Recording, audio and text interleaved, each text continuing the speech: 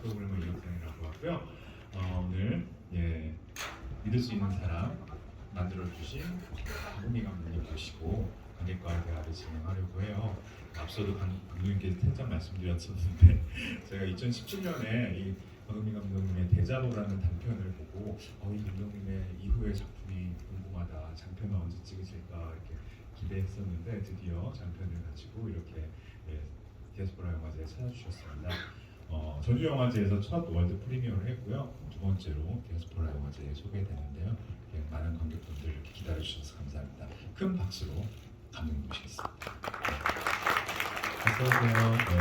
그리고 오늘 모더레이터 사회를 봐주실 분은요. 저희 영화제 계속해서 좋은 글도 써주시고 또 사회도 함께 봐주시고 있는 정지혜 영화평론가님께서 수고해 주시겠습니다. 네, 저는 이 두 분의 매치가 왠지 흐뭇했어요. 정말 영화에 대해서 잘 말씀해 주시고 잘 이끌어 주실 것 같아서 저도 보고 싶지만 저는 일정 때문에 이만 인사를 드리겠습니다. 네, 그럼 잘 부탁드립니다.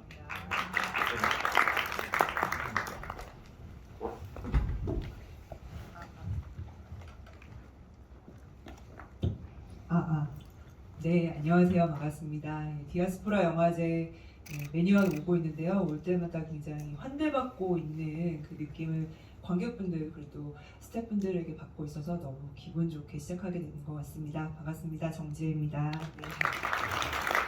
네, 박은미 감독님 안녕하세요. 인사를 좀 먼저 부탁드리겠습니다. 네, 안녕하세요. 믿을 수 있는 사람 연출한 곽은미입니다. 관객분들께서 저도 극장에서 영화를 같이 봤는데요. 굉장히 몰입해서 보신 것 같고 또 끝나고도 박수로 이 영화를 좀 환대해 주신 것 같습니다. 올해 전주에서 이제 첫 번째 상영하시고 또 아주 기분 좋은 이설 배우님이 전주에서 배우상을 또 수상하셔서 감독님도 굉장히 기분이 좋으셨을 것 같아요. 오늘 또 디아스포라 관객분들 만나시는 마음이 좀 어떠세요? 네, 전주에서 처음으로 장편 영화 이제 데뷔작을 공개를 하고 두 번 정도의 GV가 있었고 지금 세 번째 GV인데 아직도 많이 떨리고 사실은 어떻게 보셨을지가 너무 궁금하고 또 솔직한 말씀들을 듣고 싶고 네. 마음의 준비하고 오셨나요? 네. 농담이고요. 굉장히 좀 드라마가 좀 탄탄하다라는 좀 생각을 했습니다. 그리고 이설 배우님이 수상을 하신 것처럼 이 주인공 그 한영이라는 인물의 스토리텔링이 굉장히 좀 섬세하게 연출되어 있구나라는 생각이 들었고 대자보를 보신 관객분도 계시겠지만은 감독님께서 갖고 있는 어떤 여성 서사에 대한 관심이 이 작품에 아주 적극적으로 투영된 게 아닌가라는 생각이 좀 들었어요. 일단 어떻게 사실 이 탈북 이슈라는 것을 또 이주민이라는 정착에 관련된 이 이슈를 어떻게 좀 착안하게 되셨을까? 사실 데뷔작으로 만드는 과정은 누군가 그 데뷔작은 특히나 좀 고민이 좀 깊잖아요. 첫 번째 문을 어떻게 열 것인가. 그래서 어떤 과정으로 이 작업을 하시게 됐는지가 좀 궁금했습니다. 제가 이제 2017년도 6년도였는데 그때 이제 제 친구가 회사를 그 전에 이제 2015년도에 그만두고 중국어를 공부를 해서 중국어 관광 통역 안내사 가이드 자격증을 따고 이렇게 제 친구가 그렇게 했는데 그때 이제 사드 배치가 발표 나고 정말 관광객이 이제 중국 정부에서 관광을 가지 못하게 이제 막으면서 일자리가 많이 줄어들었어요, 가이드분들이. 그래서 제 친구도 그 영향을 받았었고 그 이야기를 좀 해보고 싶다라고 생각을 하고 있다가 탈북민에 대한 이야기가 먼저 시작은 아니었어요. 그런데 그 당시에 이제 지하철 캐릭터를 어떤 캐릭터로 갈 것인가에 대해서 고민을 하고 있을 때 지하철을 탔는데 제 앞에 앉아 계셨던 여성 두 분이 이제 되게 그 계절에 맞지 않은 원피스를 좀 입고 좀 낯선 한국어로 두 분이 막 대화를 하시는데 핸드폰으로 셀카를 계속 찍으시더라고요. 그리고 굉장히 즐거워 보였고 그 두 분을 보고 있는데 그때 느낌이 마치 제가 지금 그리고 있는 한영과 정미가 아닐까? 그 둘만은 너무나 그 너무나 우리가 익숙하게 타는 지하철에서 행복감을 느끼고 있는 모습들이 한영과 정미일 수도 있겠다. 그리고 그 분들이 아마 중국 동포일 수도 있으실 텐데요. 탈북민이 아닐까?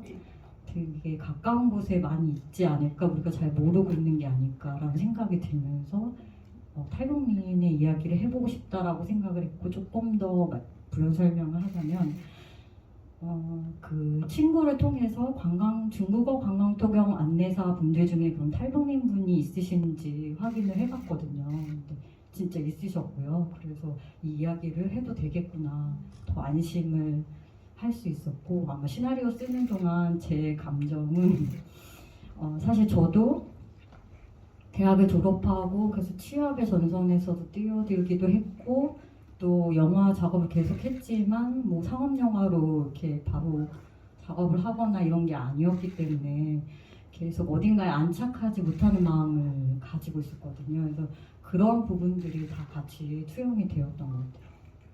정말 좀 오랫동안 이 질문을 갖고 있었다면 또 달랐을 것 같긴 하지만, 어떤 계기로 이 시나리오가 출발을 했다면 사실 디테일을 채우는 문제가 꽤나 복잡하고 또 어려웠을 것 같아요. 현장 뭐 조사를 할 수도 있고 인터뷰를 하실 수도 있고, 어떤 방식으로 이 시나리오를 개발해 나가셨을까가 좀 궁금한데요.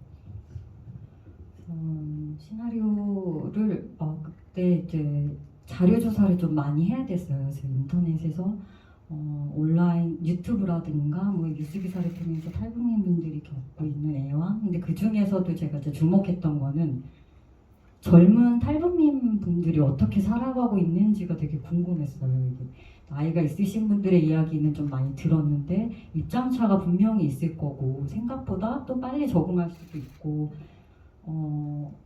한영처럼 뭐 이런 경우가 아니라 잘 정착해서 즐겁게 생활하고 있는 친구들도 분명히 있을 거라고 생각을 했거든요. 그래서 이제 온라인으로 많이 리서치를 했고, 그 다음에 중요한 부분은 탈북민 분들을 만났어요. 여성 탈북민 분들이었고 20대 분과 30대 분을 만났었는데 좀 각각 언제 탈북을 하셨느냐에 따라서 또 입장 차이가 있고, 또 20대와 30대는 분명히 또 어느 정도 차이가 있더라고요. 그래서 20대 분들은 정말 생각보다 빨리 잘 녹아들어요. 이제 주변에 이제 남한 사람들이 많이 마음을 열고 도와줄 수 있는 환경만 된다면은 많이 적응하는데 어렵지 않고, 근데 그 나름의 또 애환들을 갖고 있고, 그런 부분들을 인터뷰 취재를 하면서 이제 조금씩 마음의 문을 열면서 본인들의 이야기들을 들려주시더라고요. 그래서 그런 부분들도 좀 리서치해서 시나리오에 많이 넣으려고 했습니다. 감독님께서 관객분들의 질문 굉장히 기다리실 것 같아서 객석으로 마이크를 좀 넘겨보겠습니다. 궁금하신 점 있으신 분 손 들어주시면, 저기 뒤쪽에 계신 분께 먼저 마이크 부탁드립니다. 네. 안녕하세요, 감독님. 우선 영화 굉장히 잘 봤고요. 질문 드리고 싶은 건, 영화 속에서 그 2010년 중반부터 후반까지 굉장히 오랜 시간이 흘러가는데 영화에서 주로 보이는 계절은 주로 가을인 것 같아서요. 그래서 가을이 또 낭만이나 결실, 감성적인 계절이기도 하지만 또 한편으로는 저무는 그 낙엽이 떨어지는 이런 이별의 계절이기도 하잖아요. 쓸쓸함과 애상적이 조금 느껴지기도 하는. 그래서 이런 느낌을 녹여내시려고 그 특정 계절인 가을을 선택하신 건지, 아니면 감독님의 다른 의도가 있으셔서 이 계절을 선택하신 건지 궁금해서 질문을 드렸습니다. 네, 그래서 그렇게 이제 또 생각을 해주신 부분들이 굉장히 감사하고 네, 사실은 이게 이제 한국영화 아카데미라는 학교에서 기관에서 이제 작업을 하다 보니 저희가 촬영에 들어갈 수 있는 시점이 10월, 11월, 12월까지는 갈 수가 없고 그 해에 끝나야 되는 가을에 촬영을 해야 되는 많은 이제 한국영화 아카데미 작품들을 보시면 대부분 가을이거나 초겨울이 배경이에요. 이게 진짜 쓸쓸하네요, 뭔가. 네. 여러모로. 네. 네. 근데 이제 그 말씀하신 부분들 중에 이제 그 시대를 연도별로 했을 때 그 생각은 했거든요. 계속 이게 그 가을로 해서 반복적으로 보여지면 어떨까. 그리고 사실 가을에나 봄에 관광을 또 많이 하는 계절이다 보니까 그때 갖고 있는 어떤 다른 주변 사람들이 갖고 있는 또 즐거움 거기서 내가 느끼지 못하는 나는 소개를 하고 있지만 사실은 즐겁지 않은 어떤 그런 부분들도 대비될 수 있을 거라고 좀 생각이 들었어요. 네, 또 질문 있으신 분 계실까요? 여러분이 질문을 좀 해주시면 감독님께서 굉장히 더 다음 질의에 더 이렇게 마음이 편해지실 것 같은데요. 그 사이에 제가 조금 더 여쭤볼게요. 그 관객분께서 해주신 질문에 조금 이어지기도 하는데 그 시기를 좀 잡으신 이유가 있을까요? 2015년부터 18년도 그 상황이 한영의 어떤 처지와 좀 이어지는 것 같은데요. 뭐 사드 배치나 여러 어떤 남북 관계 변화들 이런 것들이 영화의 좀 백그라운드이자 또 한영의 어떤 처지를 좀 직접적으로 보여주는 부분이어서 감독님께서 좀 더 고민하신 어떤 시기적인 선택이 있을 것 같습니다. 네, 그때가 딱 2016년도에 사드 배치가 발표가 됐고 2015년까지는 이제 관광업이 정말로 활성화가 너무너무 되어 있었고 정말 많은 중국인 관광객들이 왔었거든요. 정말 가이드가 부족해서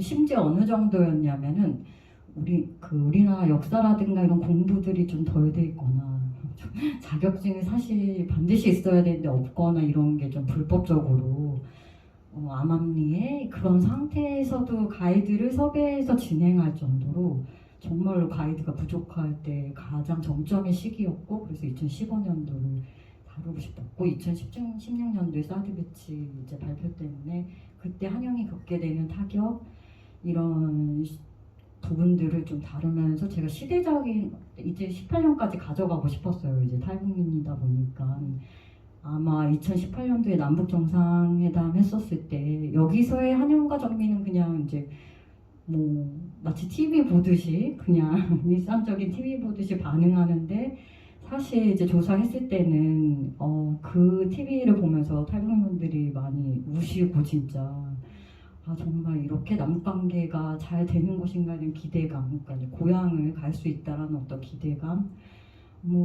굉장히 많이 우셨다고 하시더라고요. 이렇게 건조한 반응이 아니었고 그 사건은 반드시 가져가고 싶었어요. 좀 아이러니할 수 있다라고 생각이 들어서 그래서 네, 그럼 환경적인 변화들이 어떻게 영향을 미치는가 개인에게 사실은 눈에 보이지 않고 직접적이지 않은 것 같지만 미묘하게 굉장히 개인의 삶에 많은 영향을 미치는 것 같아요. 제 생각에는 그래서 그런 부분들을 다루고 싶었고 근데 이제 그 부분에 대해서 관객분들께서도 질문들이 있을 것 같아요. 그렇다고 해서 꼭 환경에 의해서만 그럼 인간이 다 좌지우지되고 스스로는 그걸 뚫고 나갈 수 없는가 이런 또 질문하실 수 있지 않을까 합니다. 관련해서 질문이 또 있으신 분 네, 관객분들 질문에 또 이어서 가보겠습니다. 네 여기 사이드 쪽에 계신 분께 부탁드립니다. 네, 영화 잘 봤고요. 한영이가 이제 만나는 사람들이 여럿이 있는데 접하는 사람들이 여럿이 있는데 각각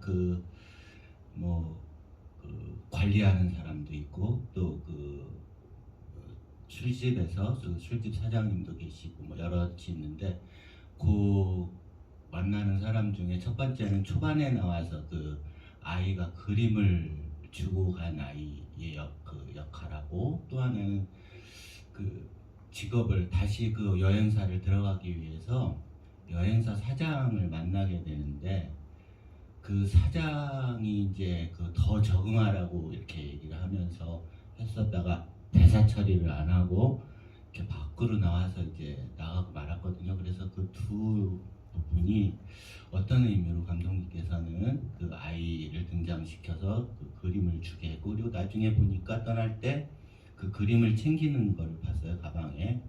그래서 그런 것들이 어떤 것들을 이 영화에서 얘기하고 싶었는지 궁금합니다. 우선 중국인 이제 아이가 준 그림이라든가 이런 것은 이제 한영이 지금 첫 가이드고 잘 적응하고 있지 못한 상태에서 누군가 그런 선물을 줬을 때 거기에 이제 써 있는 문구가 중요했어요. 내가 아이 입장에선 처음 만난 한국인에게 고맙다, 나를 돌봐줘서.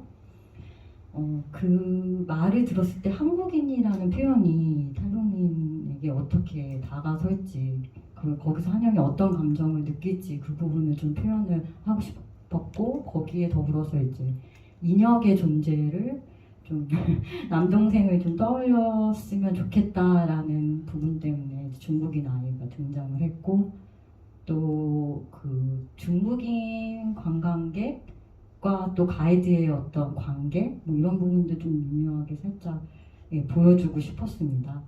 그리고 여행사 사장님, 이제 면접 보는, 그 뒤에 이제 원래 대사는 원래 더 있었어요. 이렇게 뭐 이제 뭐 제주도 관광 그거 뭐 어떻게 됐냐고 하면서 어떤 다른 담당자랑 통화를 하는 건데, 원래 한영은 이제 서울 관광을 시켜주는 가이드였었는데 이제 제주도 관광으로 이제 그 정도로 이제 상황이 굉장히 달라진 것들을 이제 표현해준 대사들이 있었는데, 녹음을 처리했던 거는 좀 사실은 이제 유리 밖에서 소리가 나오는 것들이 리얼리티에서 좀 어긋난다는 생각도 들었지만, 그보다는 그냥 좀 그 컷이 좀 길거든요. 그래서 그 자기를 아랑곳하지 않고 업무를 보고 빨리 나갔으면 하는 그 면접관의 태도에서 한영의 표정을 좀 관객분들이 봐주셨으면 좋겠다라는 것 때문에 그렇게 표현을 했습니다. 네, 여기 두 번째 줄에 계신 분께 먼저 마이크 부탁드리고 또 전달드리겠습니다.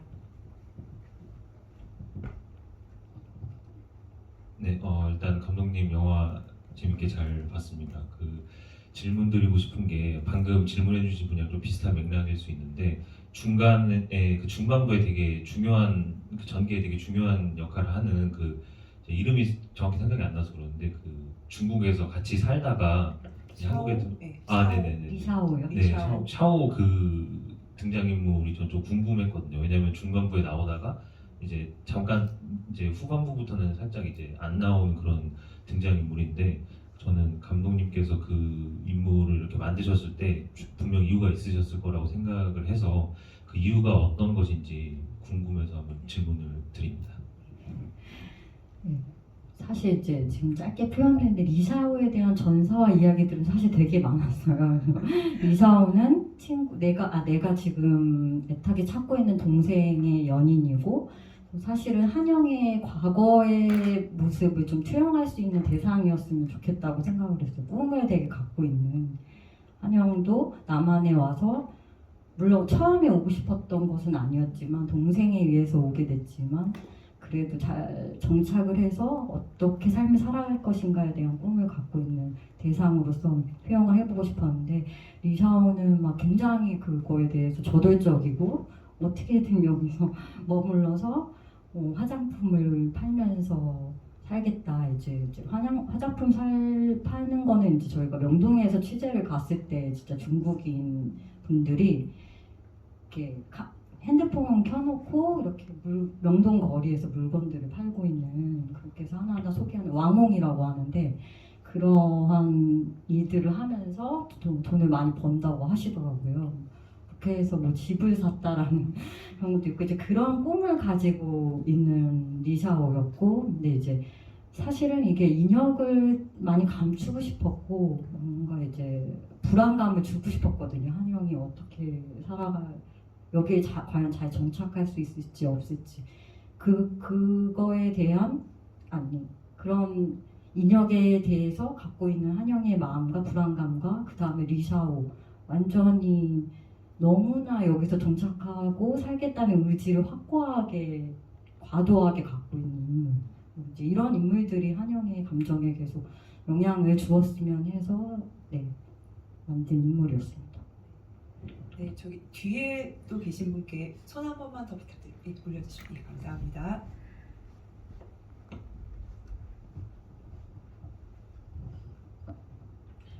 네, 감독님 우선 영화 정말 잘 봤습니다. 영화를 보면서 전 궁금했던 건 영화를 시나리오 개발함에 있어서 실제로 이제 탈북민들을 만나서 자료조사를 하셨다고 말씀하셨잖아요.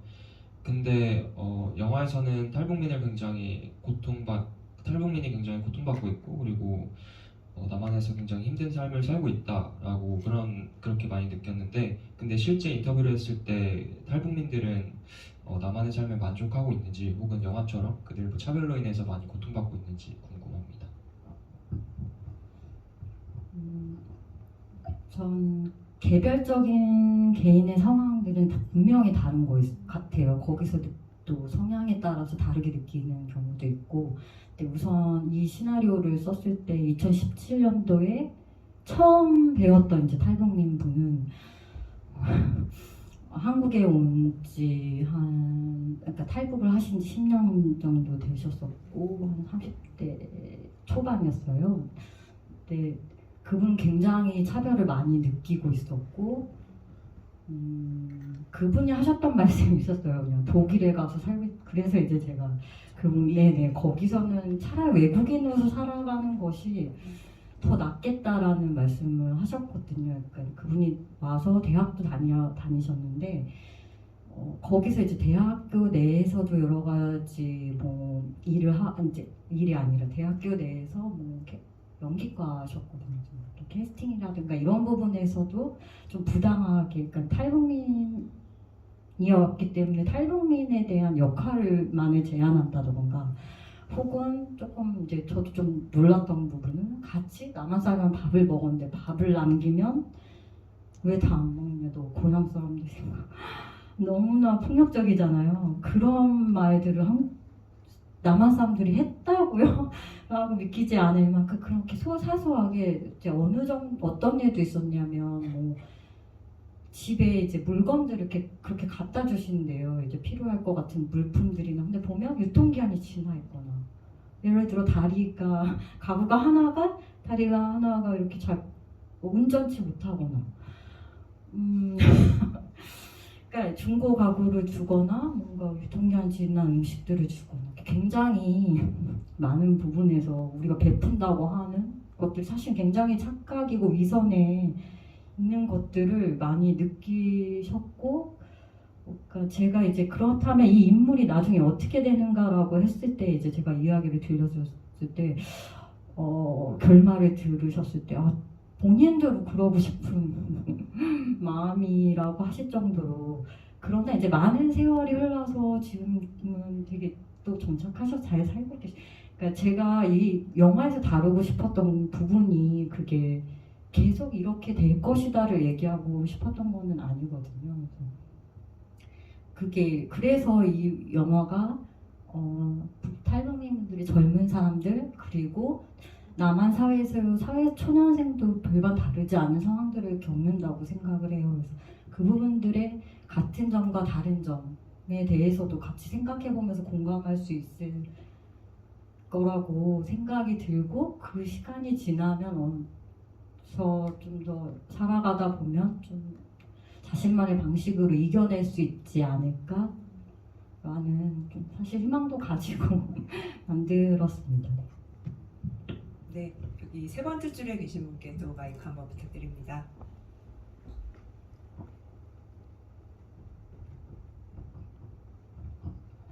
네, 영화 재밌게 잘 봤습니다. 네, 저는 이제 궁금한 부분이, 처음에 이제 핸드폰에 촬영하는 이제 주인공의 모습에서 그 한국 하나하나 이제 낯선 곳에서 적응하려고 하나하나 적응하는 느낌이었었는데, 어느 순간 그 핸드폰에 남아 있는 게 계절에 따라 이제 시간에 따라서 영상이 하나씩 남겨져 있는데, 그 영상을 이제 하나하나 이렇게 놓아주는 과정같이 저는 느껴져서 이 부분에 대한 좀 궁금함도 있었고, 유일하게 사물의 대상으로 남아있던 크리스마스 트리도 그게 핸드폰의 그 추억과 그리고 그 유일하게 있는 사물의 그 추억이 그 동일하게 이렇게 되는 부분인 건지, 이게 좀 궁금해서 여쭤보고 싶었습니다.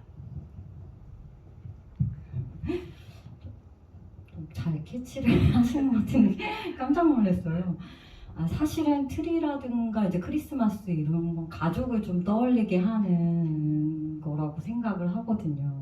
혼자 만들고 즐길 수 있는 거라고 생각이 들지 않아요. 그래서 크리스마스 트리도 그렇고 사실 영상을 모았던 것도 엄마한테 보내주고 싶어서 이제 사실 지금 그 원래 시나리오에 있었고 편집하면서 제가 걷어낸 부분인데요. 엄마랑 통화하는 장면들이 계속 있어요. 시대별로.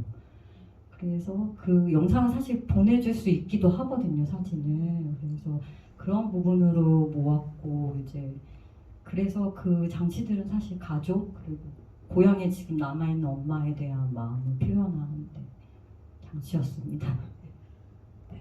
네, 저는 네, 질문이 혹시 세 번째 줄에 계신 분께 한번 마이크 부탁드릴게요. 네, 안녕하세요. 저는 인도네시아에서 온 교환 학생인데요. 영화 정말 잘 봤고 인상 깊었습니다. 외국인으로서 한국 사회에서 살다가 보니 즐거운 부분도 있고 힘든 부분도 있어서 영화에서 한영이 느끼는 거는 비슷하게 느꼈어요. 그리고 궁금한 점이 있는데 아마 앞서 질문하신 분과 비슷할 수도 있을 것 같아요. 감독님 입장에서는 이 영화를 만드셨을 때 어떤 동기를 가지셨는지, 어떤 메시지를 전달하고 싶은지, 아니면 이주민의 관련 경험이 있으신지 궁금합니다. 감사합니다. 감사합니다. 이렇게 영화를 전주국제영화제에서도 그렇고 상영하면서 한국 관객분들도 너무 궁금했지만 또 외국인 관객분들이 어떻게 보실지도 되게 궁금했었는데 그런 공감되는 면도 있다라고 말씀해 주실 때 좀 힘이 났던 것 같아요. 그래서 지금 말씀해 주시는 부분들을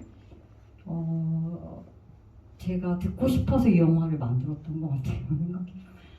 우리는 이 영화 시작할 때 표지에 원래 이제 처음에 시나리오에 썼던 게 우리는 되게 같으면서도 다르면서도 같다.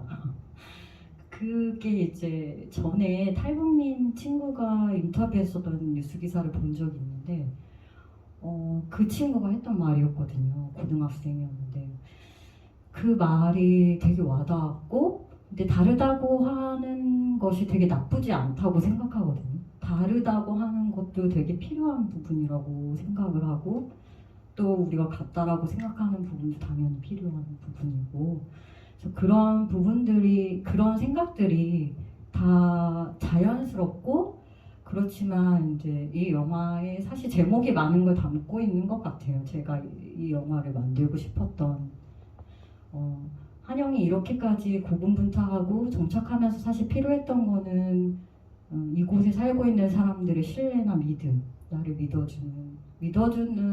믿을 수 있는 사람이 되고 싶었던 마음, 그 부분들, 그 마음이 좀 담겼으면 했고 그 마음이 좀 다가설 수 있었으면 좋겠다 관객분들에게. 그래서 나중에 이제 엔딩에 떠났을 때 우리는 그러면 이런 이방인들에 대해서 우리가 혜택 아닌 혜택을 베풀고 떠났을 때 그럼 믿을 수 없는 사람인 건가? 라는 질문들을 좀 해주셨으면 좋겠다라는 생각으로 영화를 만들었고 이방인에 대한 경험은 아마 사실은 제가 여행을 해외로 가거나 그랬을 때 주변에 이제 외국인 친구들이 많거나 그렇진 않거든요. 이제 뭐 해외 영화제 때문에 가서 만난 다른 타국의 감독들 이제 그런 친구들을 만났을 때 경험했을 때 저도 이제 같이 한 테이블에 있는데 영어를 잘 하지 못해서 굉장히 소외되어 있는 이렇게 한국 사회가 영국을 이렇게 중시하고 이렇게 교육을 했는데 너무 창피한 거예요. 이렇게 그래서 핸드폰도 또 로밍을 안 해가지고 이게 지금 팝하고도 사용 못하고 해서 혼자 이렇게 그러셨어요. 한국인으로서 너무 창피한 모습을 보이고 이제 그랬을 때 굉장히 동떨어져 있는 기분이 들었고 또 뭐 이상하게 이제 아시아권 친구들이나 뭔가 남미 친구들이나 뭔가 아프리카 친구들이 되게 친근하고 우리들끼리 뭔가 어울리게 되고 민묘한 그런 게 있더라고요. 그래서 그때 이제 그것들을 이 시나리오를 쓰고 있을 때였거든요. 그래서 그 경험들도 또 생각을 했었고, 또 한 가지는 제가 해외여행을 중국을 처음 갔었는데 대학교 때, 그때 정말 천사같이 도와줬던 중국인 대학생 친구들 거리에서 우연히 만난, 숙소도 안 잡고 가서 밤에 무슨 용기로 그랬는지 밤에 정처 없이 떠는데 그 친구들이 다 잡아주고, 자기들 맥도날드에서 일하는데 아이스크림 먹을래? 우리 진짜 맛있어 하면서 사주고, 다음날 아침 6시에 깨우러 온 거예요. 그래서 데리고 기차역까지 데려다주고 했던, 저는 이러한, 그러니까 아무리 정치적인 상황이나 어떤 환경적인 것들에 대해서 우리가 지배받지 말고 우리의 개인적인 경험들 있잖아요. 개인적인 만남들을 굉장히 소중하게 생각하고, 개개인들은 전 정말 그렇지 않다고 생각하거든요. 그래서 그런 마음들을 잊지 않고, 혐오나 이런 대상이 아니고 같이 더불어 너무 제가 지금 교과서적인 얘기하는 것 같은데, 좀 더불어 살아갈 수 있는 것들을 많이 생각할 수 있었으면 좋겠다 라고 생각했습니다. 답변이 되게 길어졌네요. 예. 감사합니다. 예. 네, 영화 너무 잘 봤고요. 다음 감독님 작품도 좀 기대하고 보겠습니다. 그리고 제가 궁금한 거는, 제가 이렇게 느낀 건지 제 편견인지는 모르겠는데, 극 초중반까지 그 한영의 어떤 그런 캐릭터가 저는 조금 우리가 보기에 한국에서 접하는 좀 약간 중국인들의 캐릭터랑 조금 닮아 있었다는 생각을 하거든요. 그래서 이게 좀 의도된 건지 제 편견인지 그게 좀 궁금합니다. 네, 말씀해주신 대로 그 부분을 발해서 그렇게 연출을 했고, 사실은 한영에 완전히 몰입돼서 하나가 되길 바라지 않았어요. 거리감을 두고 이 인물을 봤으면 좋겠고, 사실은 이제 시나리오 조사했을 때도 아까 가이드가 많이 부족하다고 했잖아요. 그래서 이제 중국 동포분들이 의도적으로 그랬다기보다는 공부가 잘 되어 있지 않은 상태에서 뭔가 가이드로서 말을 해야 되니까 기분 좋게 해주려고 이제 여기 뭐 교태전입니다. 교태를 실제로 이제 그런 내용들을 가이드를 해서 걱정이다라는 뉴스 기사가 있었어요. 근데 그걸 보고 한영이 무심코 1등하는 청하니까 나도 한번, 그게 이제 생각을 못하고 모르고 했던 부분이고, 그러니까 그런 부분들이나 이런 것들이 굉장히 독하게 느껴져도 괜찮다라고 생각을 했고, 그래서 거리감을 두고 생각을 했을 때 더 이 영화가 의미가 있다고 저는 생각을 했어요. 네, 그 사이에 제가 잠깐 여쭤보면은 그 배우 이설 배우님이 굉장히 많은 노력을 많이 하셨을 것 같아요. 그 분량도 당연히 뭐 주인공이다 보니 해야 될 것들도 많았겠지만, 일단 언어를 학습하는 과정이 보통이 아니었을 것 같다. 그리고 너무 제가 잘 모르지만 뭔가 아주 자연스럽게 들렸거든요. 그리고 이게 시간의 흐름에 따라서 이 한영의 어떤 언어의 상태랄까요? 그 언어가 좀 더 변화하고 또 적응하고 또 스스로 그것을 또 어떻게 보면 뭔가 하나씩 깨어 나가는 듯한, 혹은 자신의 정체성을 만들어가는 과정이 언어화되는 그것이 이 드라마에 좀 더 설득력 있게 들어와 있는 것 같은데요. 어떻게 좀 연습을 하셨을까도 너무 궁금하고, 감독님께서 이설 배우님을 캐스팅하신 이유도 좀 궁금했습니다.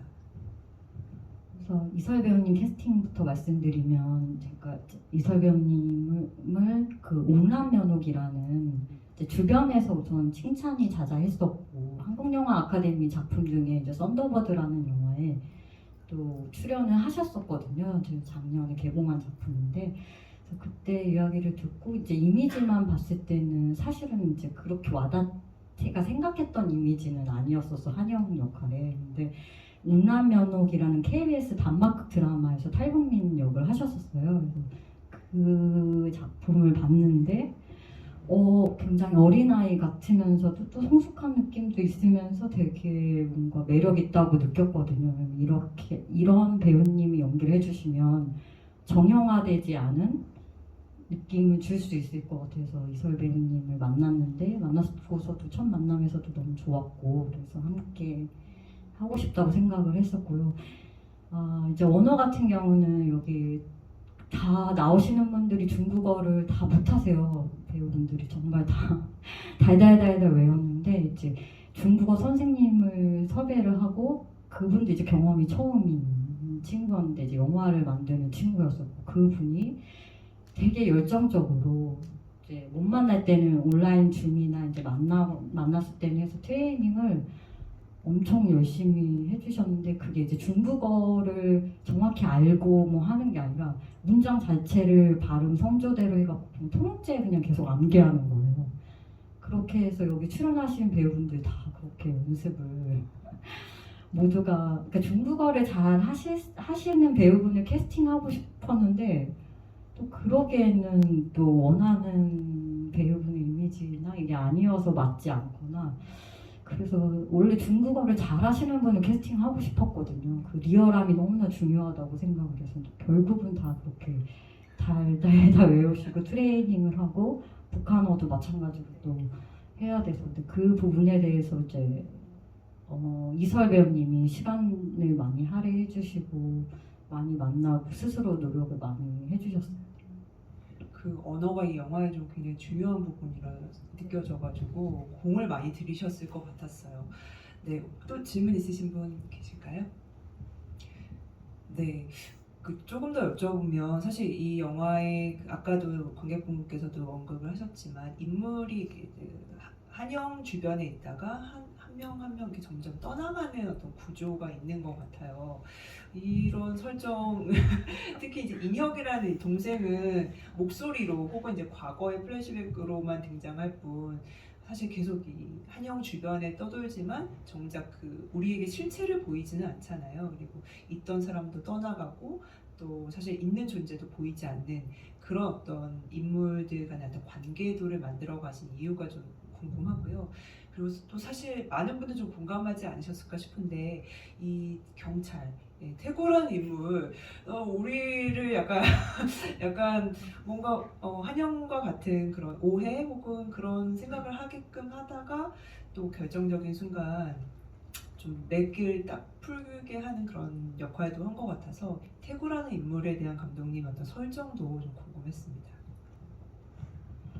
네, 그 정착을 하는 데 있어서 많은, 제 생각에는 뭐 시스템이나 이런 부분들도 중요하지만 주변 인물들과의 관계라는 부분이 미치는 영향도 상당한 것 같아요. 그래서 한영이 안착하지 못하고 이제 하나씩 의리도 상실해가고 관계도 상실해가는 그 과정들을 좀 보여주면서, 그런 속에서 어떻게 한영을 느끼고 그런 어떠한 결정을 내릴 것인가에 대한 부분을 보여주고 싶었고, 저도 이제 아까 말씀드렸다시피 좀 안착하지 못하고 있는 제 삶이 많이 이제 녹아 들어갔는데, 그 속에서 저도 막 관계들을 많이 상실했던 것 같아요. 그래서 그때 느꼈던 타격감이나 이런 이야기들을 좀 하고 싶더라고요. 이제 탈북민 이야기에서 그 관계들이라는 게 과연 무엇인가, 그리고 어떤 관계들이 이제 있을까 것인가에 대해서 좀 상징적으로 인물들을 많이 배치를 했던 것 같아요. 태구 같은 경우에는 사실 가장 이상한 인물이죠. 그런 이상한 느낌을 주고 싶었어요. 이게 뭔가 어색한 뭔가 이 사람은 친절한 사람인가 친절하지 않은 사람인가. 근데 그 태구의 인물이 갖고 있는 한영에게 행동하거나 갖고 있는 거리감이 남한 사람들이 갖고 있는 거리감 정도이지 않을까? 이게 과연 그러니까 그게 남녀의 문제가 아니라 인간적으로 친구가 될 마음이 있는가, 태구에게. 그런 부분들을 보여주고 싶었던 인물이었습니다. 그러게요. 감독님께서 말씀해 주셨죠. 이상한 인물이었죠. 그러니까 어떻게 보면 그 한영이 맺고 있는 여러 관계들 중에서 이미 어떤 친밀감을 갖고 있는 친구나 뭐 동생, 가까운 사람들이 아니라 전혀 낯선 사람과 관계를 만들어가는 대표적인 인물이 태구다 보니까 그 태구를 어떻게 그릴 것인가가 좀 궁금해지는 그런 부분이었던 것 같습니다. 네, 또 질문이 있으신 분 계실까요? 저희 시간이 어느 정도 흐른 것 같아서 사실 그 엔딩과 관련돼서도 여쭤보고 싶어요. 이 영화의 이제 핸들드로 그 한영의 뒷모습을 따라가면서 공항에서 한영의 얼굴을 한번 보여주는 그 좀 굉장히 좀 묵직하고 상징적인 어떤 장면인 것 같은데요. 이 영화에 크게 어떤 카메라가 요동치는 장면은 크게 없었던 것 같은데 그 장면을 연출하실 때는 그러한 방식을 선택하셨고 또 엔딩에서의 그런 한영의 어떤 결단의 순간처럼 보이는 그 얼굴을 한번 보여주신 그 장면 연출에 대해서 그런 연출을 선택하신 이유에 대해서 조금 여쭤보고 싶었습니다. 이렇게 고민이 되게 많았었어요. 이거 시각적으로 어떻게 보여주냐 했을 때 카메라 움직임이 같이 이제 움직이는 핸드헤드로 만약에 전체를 찍었다면은 가장 쉬운 표현 방법이라고 생각을 했어요. 그거는 감정에 가장 많이 쉽게 동요될 수 있고 그래서 그렇게 표현을 하고 싶지 않았고 그냥 정적이고 그냥 정면적인 그 전에 이제 데자보란 단편영화 측면을 많이 완전 반대로 가고 싶다라는 생각을 했고 그래서 그냥 평범하고 좀 지루할지라도 그렇게 표현을 하고 싶었고 그래서 그러니까 뿌리를 내리고 싶은 나무처럼 계속 뒷모습이 많이 나오거든요. 그래서 계속 여기에 있고 싶은 마음을 그렇게 정적인 상태로 표현을 하다가 마지막에는 이제 그 마음을 이 여정들을 겪으면서 변화된 인물의 감정, 동요되는 그래서 그때서야 마지막에서만 한 번만 카메라가 움직이는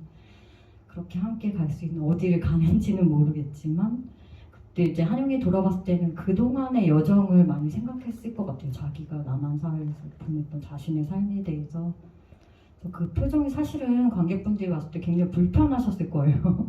뭐지 갑자기? 그래서 어디로 가는 걸까? 네, 정말 부담스럽고 사실 카메라를 보고 있으니 그래서 그때 그런 불편한 감정을 느끼시길 바랬었기 때문에 그래서 만약에 이제 이 영화가 너무 불편하거나 부담스럽거나 뭐 동요되지 않거나 이해할 수 없거나 이런 감정들 다 소중하고 필요하고 느끼셨으면 하는 감정들이었기 때문에 그 부분을 다루는 게 중요하다고 생각을 했습니다. 조금 작은 질문이긴 한데요. 그 한영과 정미가 같이 TV 앞에서 이렇게 대화를 나누는 장면에서 뒤에 TV로 죽여주는 여자의 장면이 나오더라고요. 그래서 이 영화의 2016년도에 그 극장에 가서 팝콘을 먹을 때 뒤에 보니까 이제 죽여주는 여자 포스터도 있고 그 상영을 했을 땐가 봐요. 극장 상영을. 근데 이제 시간이 흘러 TV에서 방영을 하고 있는 것 같은데 왜 그 장면을 선택하셨나요? 원래는 남북정상회담으로 쭉 나오다가 아니면 그냥 TV가 꺼져 있는 걸로 연출을 했었는데 채널을 돌리니 그 영화가 네, 나왔죠? 네. 근데 바꿨던 이제 죽여주는 여자가 나오는 이유는 이제 앞에 그들이 극장에 갔던 부분들 그리고 그게 이제 영화로 TV에 이제 어떻게 되면 금방 이제 나와버리는 것 같기도 하고 그런 세월의 흐름도 보여주고 싶었고 그 영화 죽여주는 여자의 특히 그 장면 중에 이제 거기가 지금 거기 갑자기 생각이 안 나네. 임진각에서 보고 있는 장면이거든요. 그래서 그 임진각에서 이제 북한 쪽을 망원경으로 보면서 대화하는 장면이에요. 그래서 약간의 복선처럼 누군가를 캐치한다면 둘이 이제 한영과 정미가 뒤에 남산 전망대 가서 이제 북한 얘기를 하잖아요. 복선처럼 느껴졌으면 좋겠다 하는 부분도 좀 있었습니다. 사소하지만 눈에 띄었어요. 죽여주는 여자의 그 한 장면이 그런 또 이유가 있으셨군요. 저희 이제 마무리를 하려고 합니다. 혹시 마지막 이 질문 예, 여기 바로 앞 두 번째 줄에 계신 분께 마이크 한번 부탁드리겠습니다.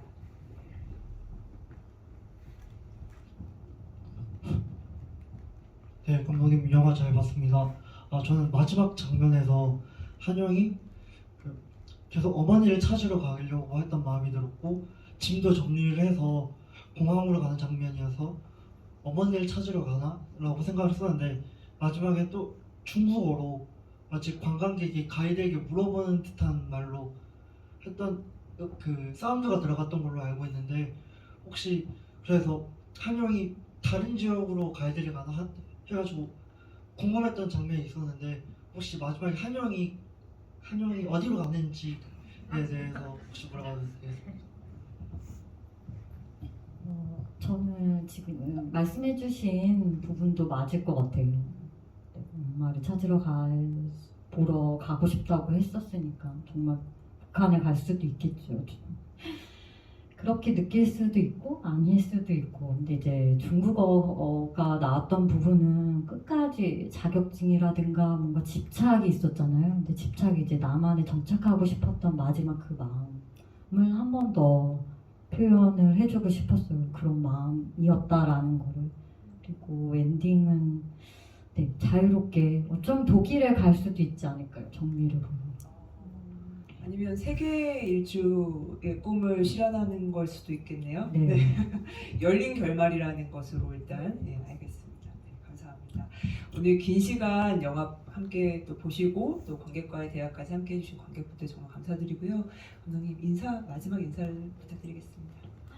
네, 이렇게 토요일 날 정말 요즘 계절도 좋고 한참 저희가 이제 마스크도 벗고 이렇게 나들이 하기 좋은 계절에 이 극장에 예강극장이라는 이제 의미 있는 이 극장에서 제 영화를 믿을 수 있는 삶을 보시고 이렇게 긴 시간 시간에 앉아서 경청해 주셔서 너무 감사드리고 전 디아스포라 영화제 프로그램북을 봤는데 정말 재밌는 영화들이 너무 많은 것 같아요. 좋은 영화들도 사실 너무 많고 그래서 이 영화를 떠나서 또 다른 작품들도 많이 보시고 이 인천에서 하는 이 의미 있는 영화제를 많이 즐겨주셨으면 좋겠습니다. 그리고 마지막 한 가지 더 말씀드리면 저희 믿을 수 있는 사람은 올해 하반기 11월쯤 개봉할 예정입니다. 그래서 꼭 주변에 이렇게 보셨으면 소문도 내주시고 해서 한번 이렇게 좀 잘